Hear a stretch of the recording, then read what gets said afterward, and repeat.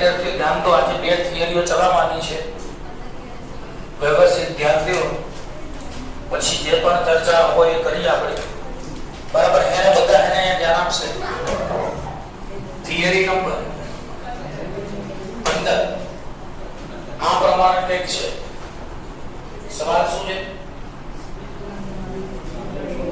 સ્પ્રિંગના લીધે થતા દોલનો સરળાવર્ત દોલનો છે, તેમ સાબિત કરો અને આવર્તકાળનું સૂત્ર કાઢો.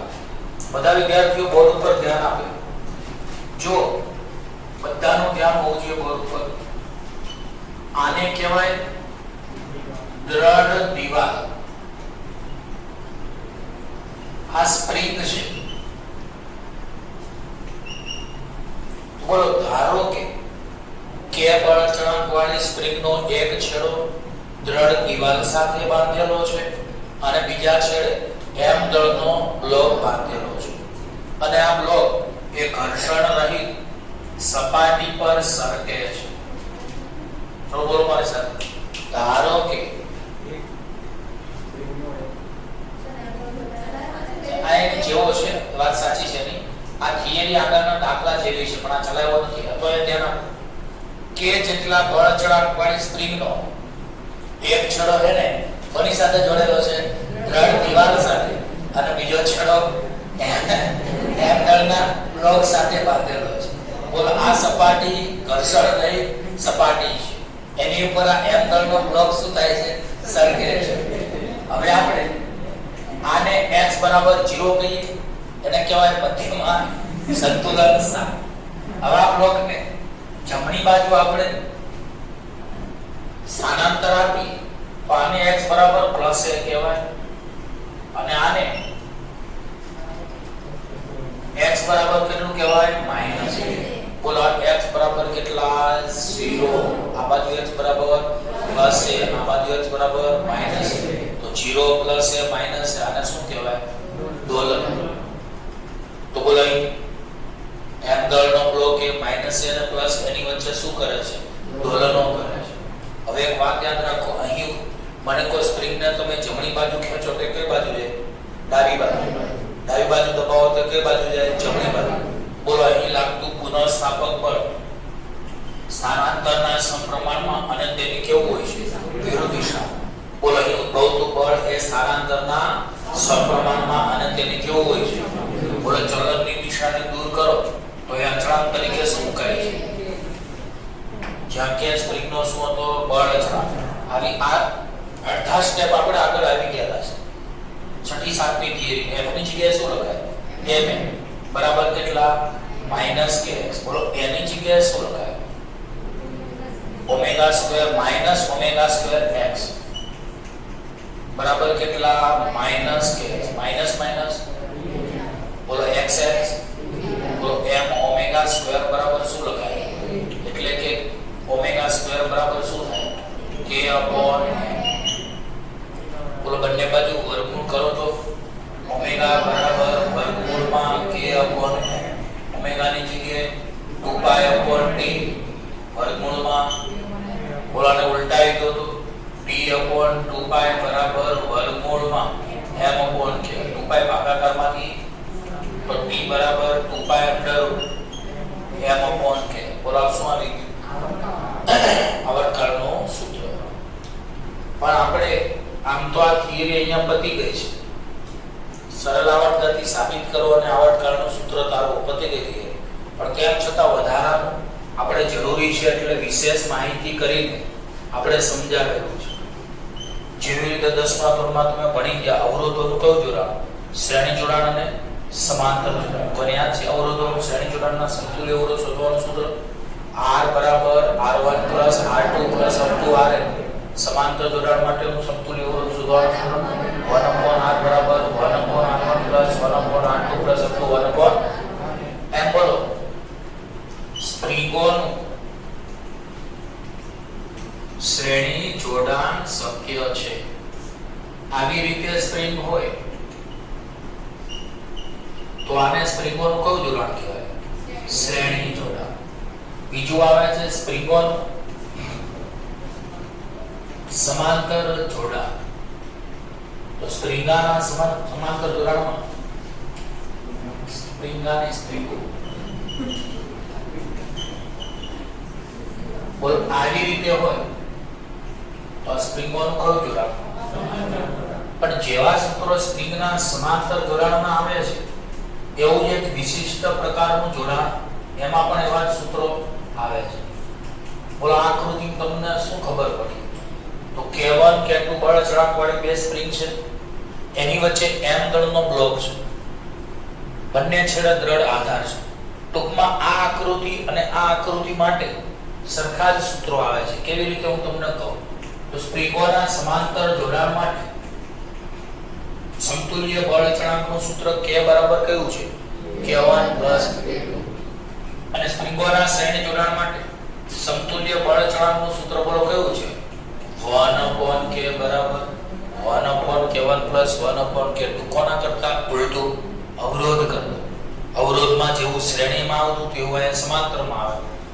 સમાંતરમાં આવતું તે શ્રેણીમાં આવે. તો બોલો સ્પ્રિંગોના શ્રેણી જોડાણ માટે સમતુલ્ય બળ અચળાંક શોધવાનું સૂત્ર કયું? 1/K બરાબર 1/K1 1/K2. ચલાનો લસા આવી ઘણી બધી સ્પ્રિંગો શ્રેણીમાં જોડેલી હોય તો સમતુલ્ય બળ અચળાંક શોધવાનું સૂત્ર કયું લખાય? 1/K બરાબર 1/K1 1/K2 1/K3 up to 1/K. ચલો આમાં તો બે જ સ્પ્રિંગો છે હાલ તો આનો લસાનો તો શું લખાય? આમ K2 ગુણ્યા આમ K1 ગુણ્યા બોલો K2 K1/K1 K2. ચલો આને ઉલટાવી દો તો K બરાબર K1 K2/K1 K2. બોલો 1/K બરાબર K2 K1/K1 K2. ઉલટાવી દો તો K બરાબર K1 K2/K1 K2. હવે મને કહો જો બંને સ્પ્રિંગોના બળ અચળાંક સમાન હોય અને તેનું સામાન્ય મૂલ્ય K' હોય. બોલો જો બંને સ્પ્રિંગોના બળ અચળાંક સમાન હોય અને એનું સામાન્ય મૂલ્ય K' હોય તો K બરાબર શું લખાય? બોલો તો K' બોલો K' ગુણ્યા K' કેટલા? છેદમાં બોલો એક વાર K' શું થઈ જાય? મને કહો K બરાબર કેટલા વધે? K'/2. K બરાબર કેટલા વધે? હવે બોલો આવર્તકાળનું સૂત્ર T બરાબર કેટલું? 2π √m/. K ની જગ્યાએ શું લખાય? K'/2 લખાય. ડાયરેક્ટ લખી દીધું. બોલો બે છેદનો છે તો 2π કેટલા લખાય? 2m/K'. ખબર પડી? આવી જ રીતે બોલો અહીંયા જો બંને સ્પ્રિંગોના બળ અચળાંક સમાન હોય તો K1 બરાબર K2 બરાબર કેટલા લખાય? તો બોલો ઉપરના સૂત્રમાં K બરાબર K' + K' કેટલા થાય? 2K'. આ કેટલા થાય? અને બોલો આવર્તકાળનું સૂત્ર શું લખાય? T બરાબર 2π √m/K ની જગ્યાએ પડી ખબર? પરિવાર બોલો સ્પ્રિંગોનું કયું જોડાણ? શ્રેણી જોડાણ. એના માટે સમતુલ્ય બળ અચળાંક શોધવાનું સૂત્ર કયું? 1/K બરાબર 1/K1 1/K. જો લસા લઈ લઈએ તો K2 આમ ગુણાય K1 આમ ગુણાય તો K2 + K1/. કેટલા? અને ઉલટાવી દો તો K બરાબર કેટલા? K1 K2/. જો K1 બરાબર K2 બરાબર કેટલા હોય તો K બરાબર શું લખાય? K' + કેટલા થાય? K'/2/2K. એક વાર K' ઉડે તો K બરાબર બોલો આવર્તકાળનું સૂત્ર T બરાબર 2π √m/. K ની જગ્યાએ બે છેદનો છે આવડે. પછી મને કહો સ્પ્રિંગનું સમાંતર જોડાણ હોય તો સમતુલ્ય બળ અચળાંક K બરાબર કેટલા? જો K1 બરાબર K2 બરાબર કેટલા હોય તો K બરાબર K1 ની જગ્યાએ K', K2 ની જગ્યાએ K'. K' માટે આવર્તકાળ T બરાબર 2π √m/. K ની જગ્યાએ 2K'. બીજી એક વાત, તમે F બરાબર કયું સૂત્ર જાણો છો? -Kx. ઋણ નિશાની અવગણો તો F બરાબર Kx. K ને કરતા બનાવો તો x નીચે આવે તો K બરાબર કેટલા? F/x. બોલો અહીં બળ અચળાંક K એ સ્પ્રિંગની લંબાઈના કેવા પ્રમાણમાં છે? વ્યસ્ત પ્રમાણમાં. બોલો બળ અચળાંક K સ્પ્રિંગની લંબાઈના કેવા પ્રમાણમાં છે? તો આ થોડા ગુણધર્મો એક્સ્ટ્રા હતા જે આગળ કામમાં તમને લાગી શકે. તો 2 મિનિટ આખી થિયરી તમે જોઈ જાઓ. નો કોઈને સમજાય તો મને કહેજો. બીજી એક વાત, આમાં મેં ડાયરેક્ટ પદો લખેલા છે, આ બધાને લખેલા. તો આમાં મેં શોર્ટકટ લખેલું છે, તો આ બધા વચ્ચેના પદો લખવાની જરૂર કોઈને લાગે તો લખવાનું, પણ આમ તો ડાયરેક્ટ તમને ખબર પડી જાય કે ના પડી જાય. તો આ ડાયરેક્ટ લખો ને આ બે ના લખો તો ચાલે. મેં પેમ્પલેટમાં જરૂરિયાત પ્રમાણેના બધા સ્ટેપો લખેલા છે. તેમ છતાં કોઈને એમ લાગે આ સ્ટેપ લખવા છે તો એ લખી શકે છે, અને ડાયરેક્ટ ખબર પડી જાય તો લખવાની જરૂર નથી. જોઈ લો 2 મિનિટ. ચલો પછી આગળ આપણે બીજી થિયરી ચલાવીએ.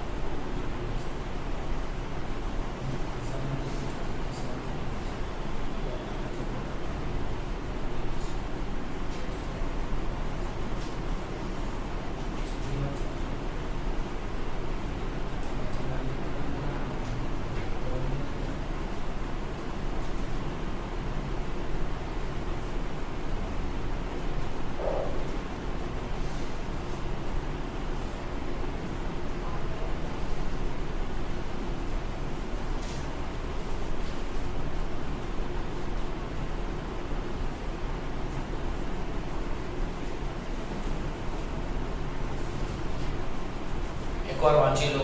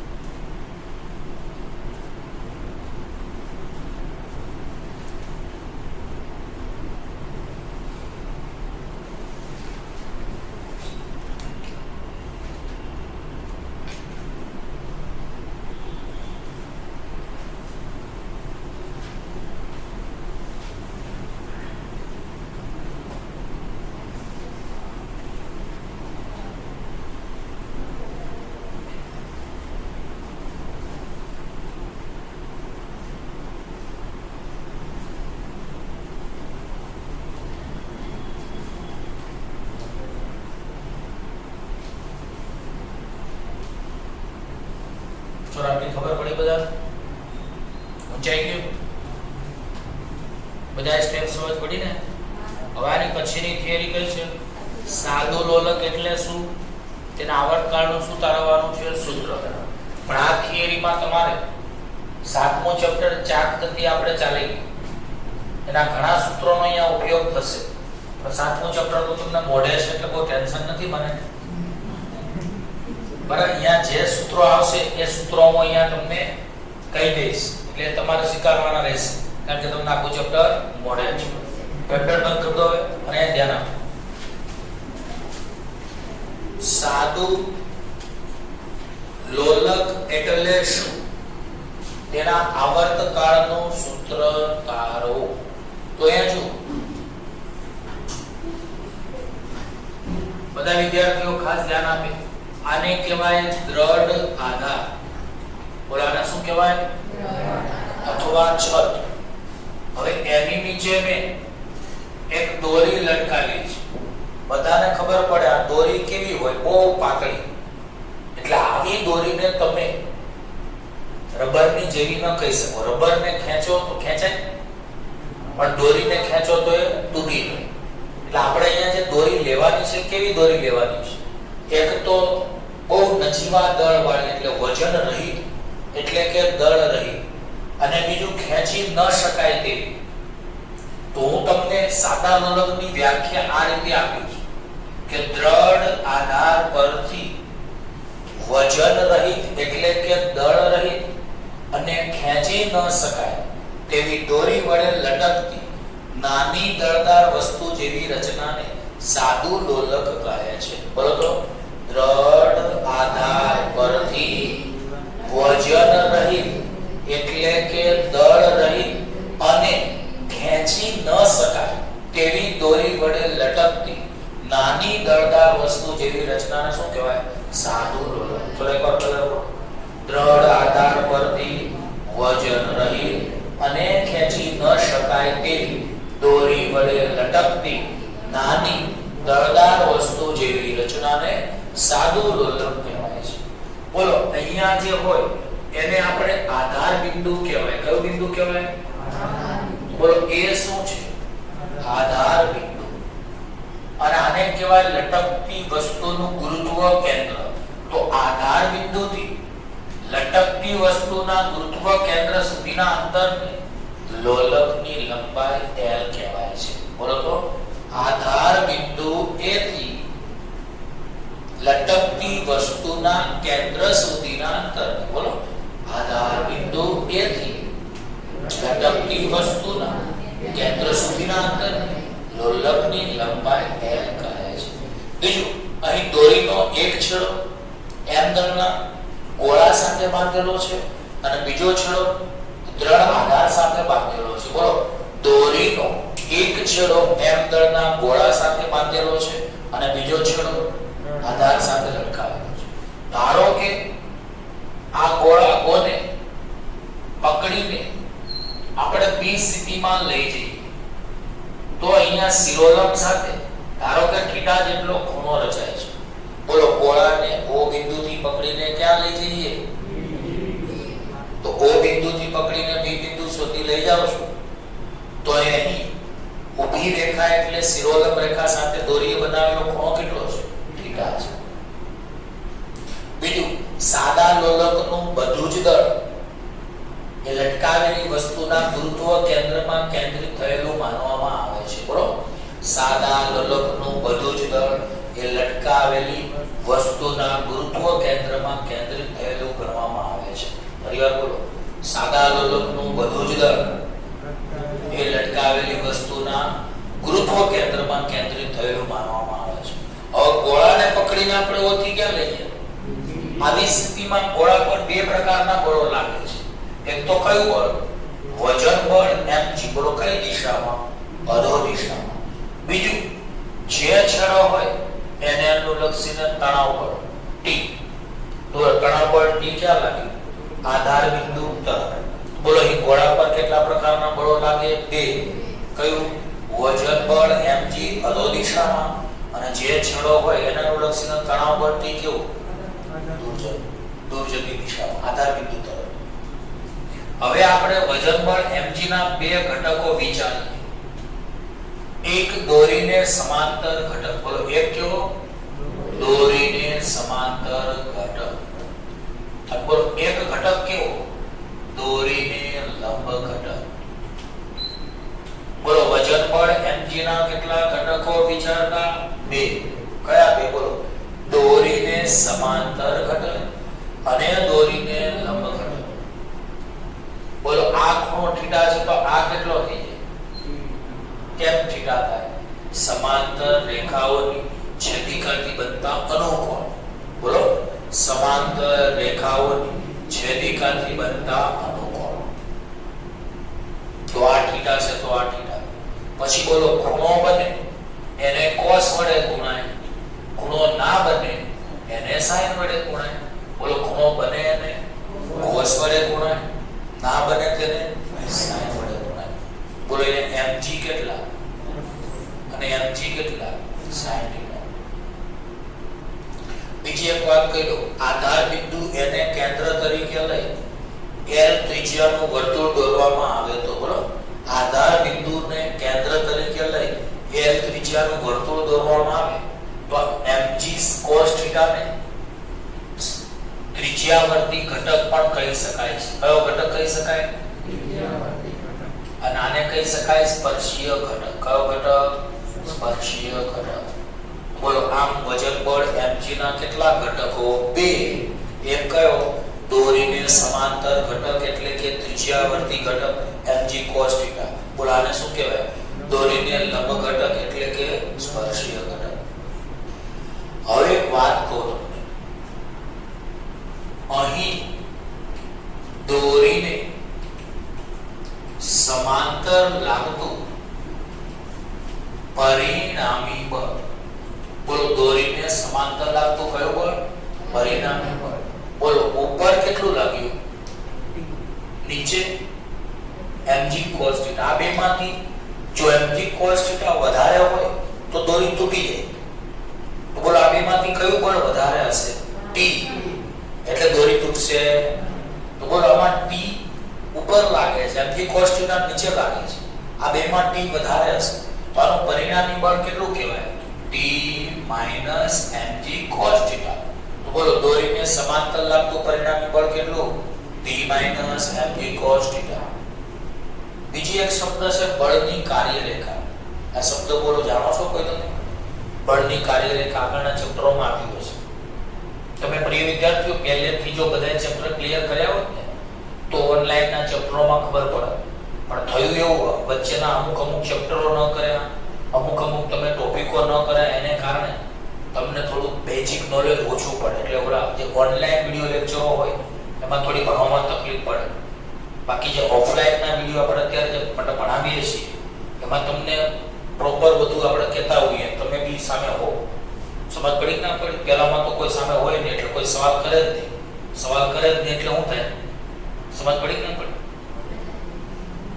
કારણ કે આમાં તો કોઈ બોલવાનું નથી એટલે આગળ આપણે શું તમને વધારાનું કેવું ખબર ના પડે. તો અત્યારે એક વાત યાદ રાખો, બળની કાર્યરેખા એટલે બળની દિશામાંથી પસાર થતી રેખા. બોલો તો બળની કાર્યરેખા એટલે બળની દિશામાંથી પસાર થતી.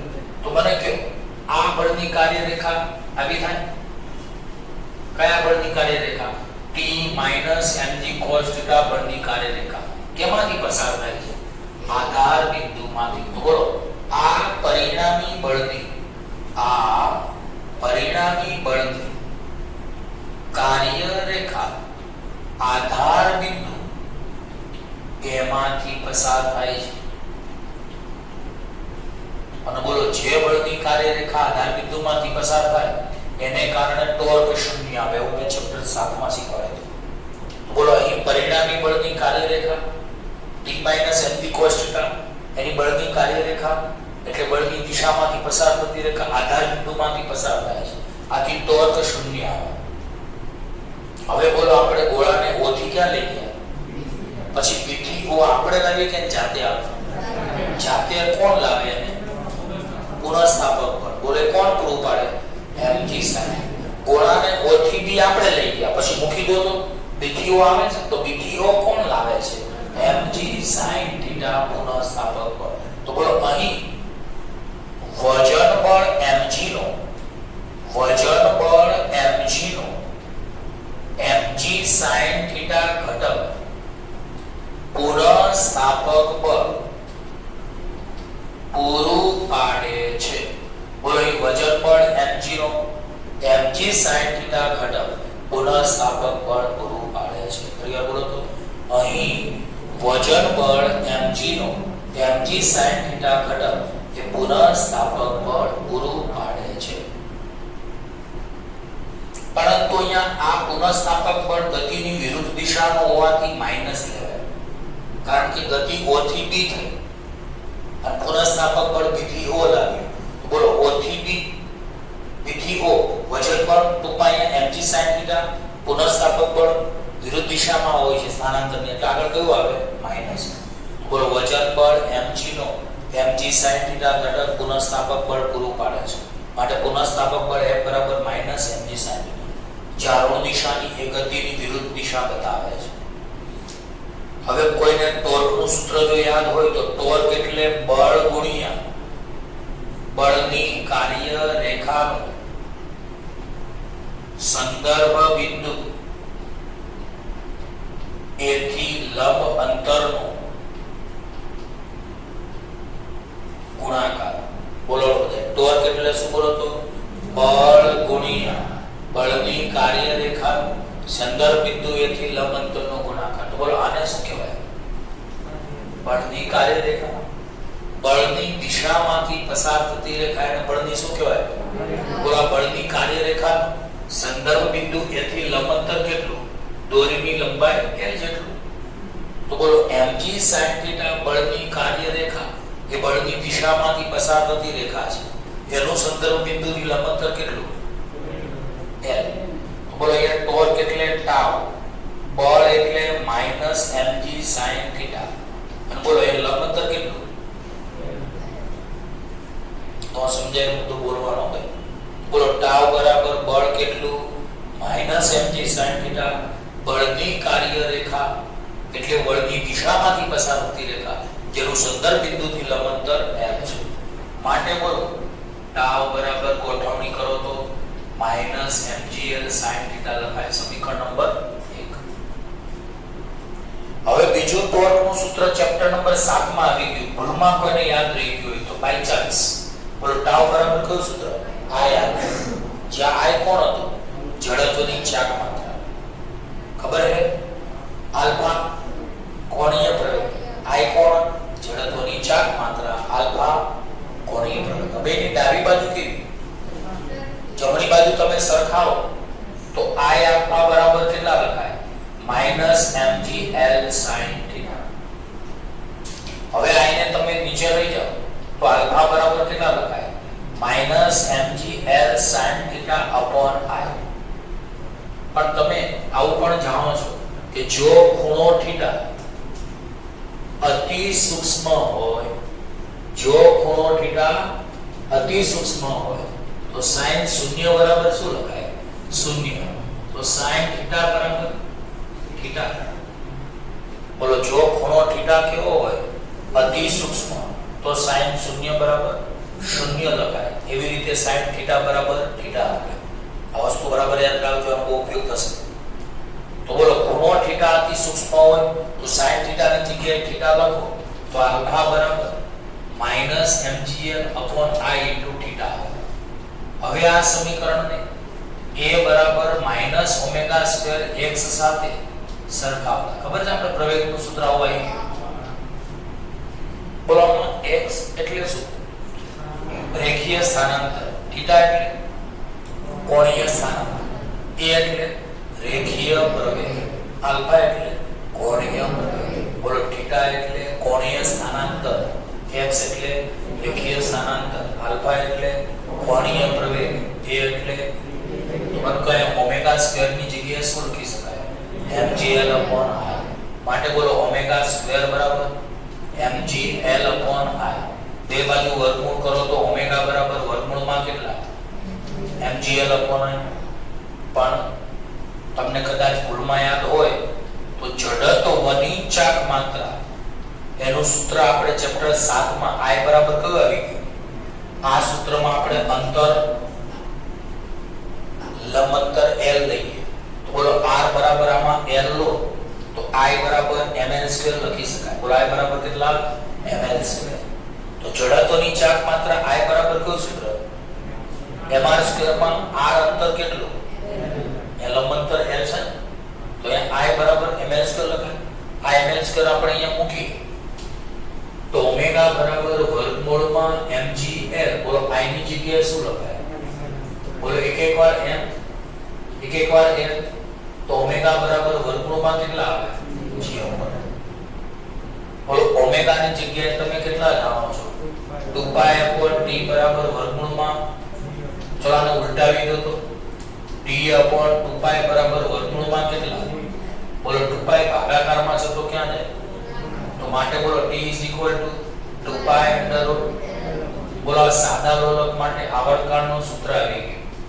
બોલો સાદા લોલક માટે કોનું સૂત્ર? આવર્તકાળનું સૂત્ર જે આપણે તારવવાનું હતું.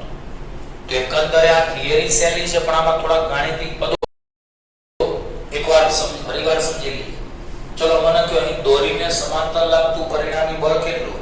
T - આગળના મુદ્દા આવડશે ને? બોલો દોરીને સમાંતર લાગતું પરિણામી બળ કેટલું?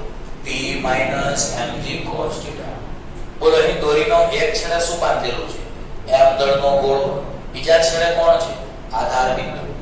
બીજું બોલો અહીં કયા બળની કાર્યરેખા? પરિણામી બળની કાર્યરેખા, એટલે કે t mg cos θ ની કાર્યરેખા આધાર બિંદુમાંથી પસાર થાય છે. માટે ટોર્ક કેટલું આવે? બોલ આ વજન બળ mg નો કયો ઘટક? બે ઘટકો છે, એમાંથી એક કયો છે? mg cos θ, બીજો કયો છે? mg cos θ ને શું કહેવાય? દોરીને સમાંતર ઘટક અથવા ત્રિજ્યાવર્તી ઘટક. mg sin θ ને કયો કહેવાય? દોરીને લંબ ઘટક અથવા સ્પર્શીય ઘટક. તો બોલો અહીં વજન બળ mg નો mg sin θ ઘટક પુનઃસ્થાપક બળ પૂરું પાડે છે. તો F બરાબર કેટલા? -mg sin θ. તો ટોર્ક નું સૂત્ર બીજું તમે ન જાણતા હોય તો જાણો, ચેપ્ટર 7 માં આવ્યું છે. ટોર્ક બરાબર બળ ગુણ્યા બળની કાર્યરેખાનું સંદર્ભ બિંદુ એથી લંબ અંતર. બોલો ટોર્કની સંજ્ઞા ટાઉ બરાબરના બરાબર અહીંયા બળ કેટલું? બોલા બળની કાર્યરેખાનું સંદર્ભ બિંદુથી લંબ અંતર l. l ને આગળ લઈ લો, ગોઠવણી કરો તો ટાઉ બરાબર -mg l sin θ. બોલો બીજું ટોર્કનું સૂત્ર ટાઉ બરાબર બેની ડાબી બાજુ સરખી, જમણી બાજુ સરખાવો તો I alpha બરાબર -mg l sin θ. એને નીચે લઈ જાવ તો આલ્ફા બરાબર -mg l sin θ આપો. જો ખૂણો θ અતિ સૂક્ષ્મ હોય તો sin θ બરાબર θ. sin શૂન્ય બરાબર શૂન્ય થાય એવી રીતે લખી શકાય. અહીંયા sin θ ની જગ્યાએ θ. આ સમીકરણને a બરાબર -ω² એક સાથે સરખાવો તો ω² કેટલા? તો ω બરાબર વર્ગમૂળમાં બોલો જડત્વની ચાકમાં થાય બરાબર r બરાબર l મૂકો તો I બરાબર.